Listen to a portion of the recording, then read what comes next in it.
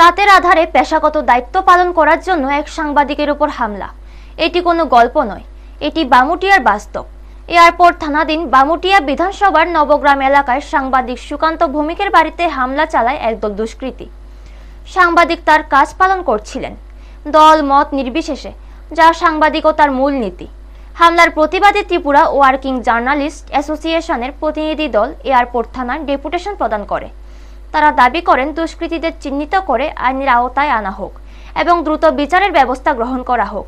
উপস্থিত ছিলেন রাজ্য কমিটির সম্পাদক সুনীল দেবনাথ, সহ সম্পাদক মোহনপুরের প্রেস ক্লাবের সভাপতি সুমন মহলনবিশ, সাংবাদিক সুকান্ত ভৌমিক ও অন্যান্যরা। ইতিমধ্যে সাংবাদিক সুকান্ত ভৌমিকও থানায় হামলার ঘটনার বিরুদ্ধে মামলা করেছেন।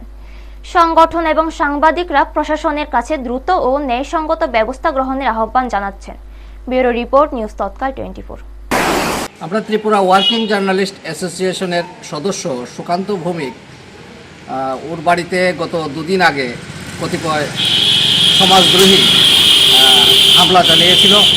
এর প্রতিবাদ জানিয়ে আমরা আজ এয়ারপোর্ট থানায় আসি।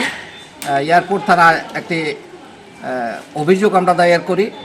অভিযোগ মূলে পুলিশ ইতিমধ্যেই তদন্ত শুরু করেছে। আমরা পুলিশের উপর পূর্ণ ভরসা রাখছি।